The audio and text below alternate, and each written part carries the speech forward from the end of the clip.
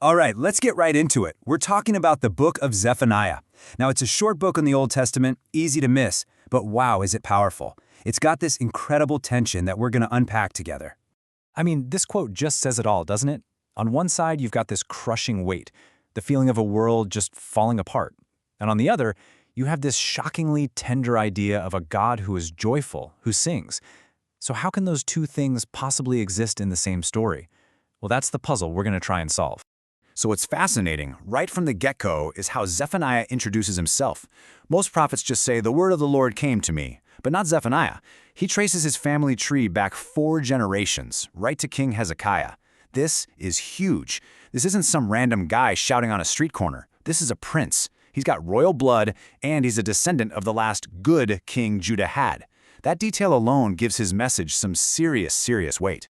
Now, to really get why Zephaniah is so intense, you have to understand the world he was born into.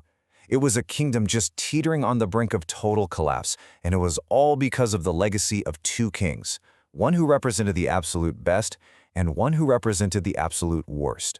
And this slide right here shows the spiritual whiplash the nation went through. You had Hezekiah, Zephaniah's great-great-grandfather, this amazing reformer who cleaned house and led people back to God. But then his own son, Manasseh, gets the throne, and he basically slams the car into reverse. Everything his father tore down, Manasseh rebuilt, and then some. He dragged the nation into a darkness it had never seen before. And when we say darkness, we're not exaggerating. This was a reign of terror. He didn't just bring back pagan worship, he supercharged it. He brought in the cult of Moloch, which, and this is horrific, demanded child sacrifice. He even sacrificed his own kids. And when the great prophet Isaiah stood up to him, Manasseh had him killed in one of the most brutal ways imaginable, sawn in half. And he was on the throne for 55 years. Just let that sink in for a second. 55 years. That is more than enough time for that kind of evil to not just be present, but to become the system. It became part of the very fabric of the nation. So after Isaiah was murdered, God went silent. For 70 long years, there was no prophetic voice in the land.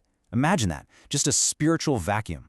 And it's into this dead silence, during the reign of a good but very young king named Josiah, that Zephaniah explodes onto the scene, shattering the quiet with a truly terrifying message. And this brings us to the absolute core of Zephaniah's prophecy. It all centers on one phrase, the day of the Lord. This book isn't a cheerful tune, it's a warning song, and you need to listen closely. So what exactly is this day of the Lord? Well, it's not a literal day of the week.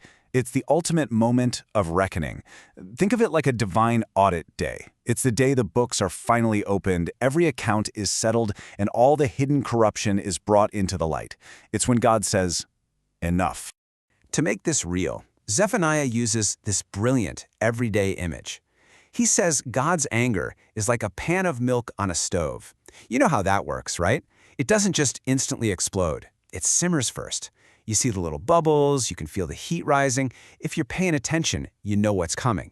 But if you ignore it, it boils over in an instant, and you've got a huge, destructive mess. And Zephaniah is basically shouting, look around you, the milk is simmering.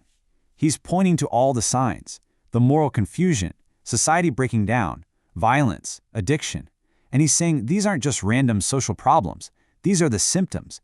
These are the bubbles in the milk, telling you that judgment is about to boil over. Okay, so why is this happening? Is it just about raw punishment? Well, no, not exactly. Zephaniah shows us there's a deeper purpose here. It's not just about wrath, it's about a father's painful but necessary correction. And this is a really crucial idea in the Bible. God doesn't start by cleaning up the world out there. He starts with his own family. He disciplines his own people first, before he turns his attention to the surrounding nations. It's the logic of a loving parent who has to correct their own kid because they love them too much to let them destroy themselves. So what Zephaniah does is he puts a choice before the people. And honestly, it's a choice that still rings true for us today. Do you want to receive God's discipline now, as a child in the family? Or do you want to wait and face it later, as a stranger outside the gates? And here's the choice, laid out plain and simple. You can accept his correction now, in this life. Sure, it can be really tough.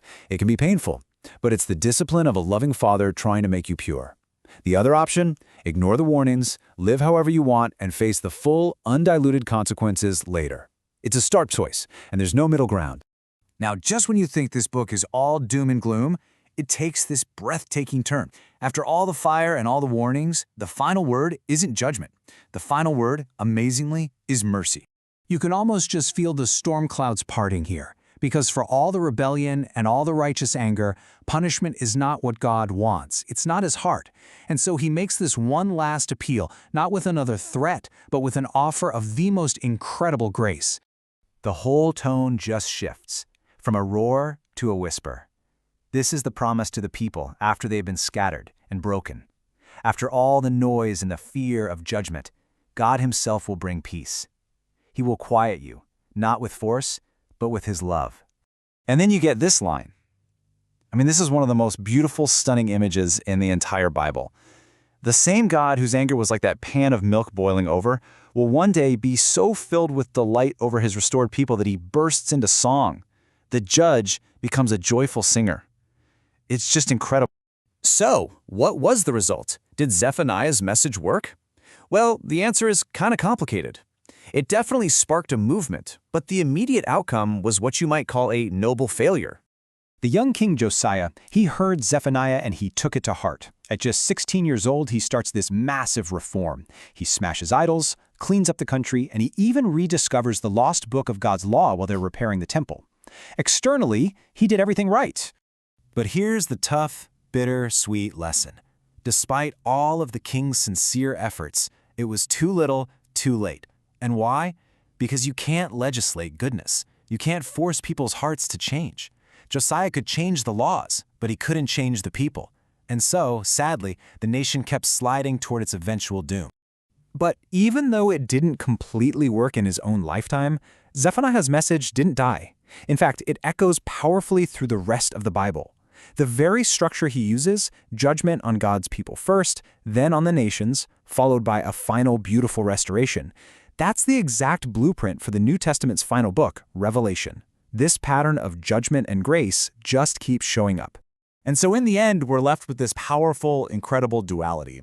Zephaniah shows us these two faces of God that exist at the very same time. He is the God who warns, the righteous judge whose anger simmers against evil. And he is the God who sings, the tender father who longs to quiet us with his love and rejoice. And the lasting message of Zephaniah is that the choice of which face of God we ultimately meet, well, that choice is ours.